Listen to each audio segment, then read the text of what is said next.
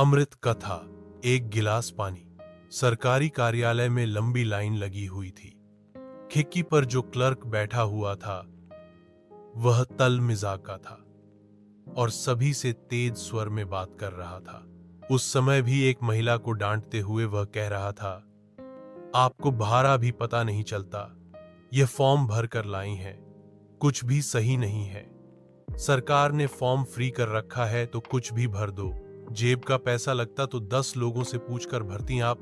एक व्यक्ति पंक्ति में पीछे खड़ा काफी देर से यह देख रहा था।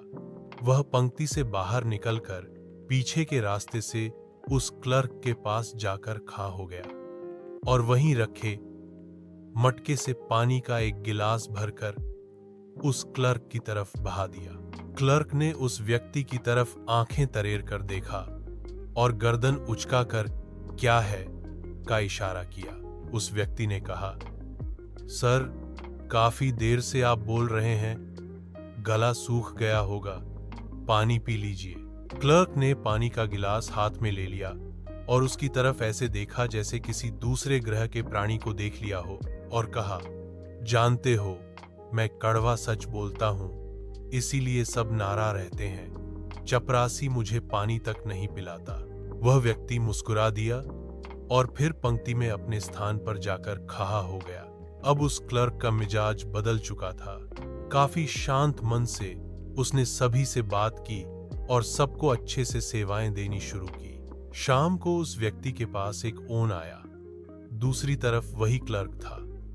उसने कहा, भाई साहब, आपका नंबर आपके फॉर्म से लिया था, धन्यवाद देने के लिए फोन किया है। मेरी माँ और पत्नी में बिल्कुल नहीं बनती। आज भी जब मैं घर पहुंचा तो दोनों बहस कर रही थी, लेकिन आपका गुरुमंत्र काम आ गया। वह व्यक्ति चौंका और कहा, जी गुरुमंत्र? जी हाँ, मैंने एक गिलास पानी अपनी माँ को दिया और दूसरा अपनी पत्नी को और यह कहा कि गला सूख रहा होगा, पानी पी लो।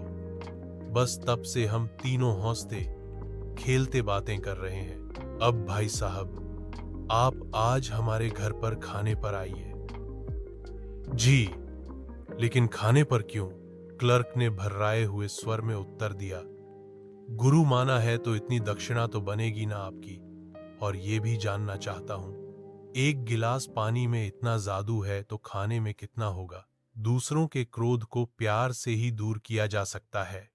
कभी कभी हमारे एक छोटे से प्यार भरे बर्ताव से दूसरे इंसान में बहुत बड़ा परिवर्तन हो जाता है और प्यार भरे रिश्तों की एकाएक शुरुआत होने लगती है, जिससे घर और कार्यस्थल पर मन को आराम चैन मिलता है।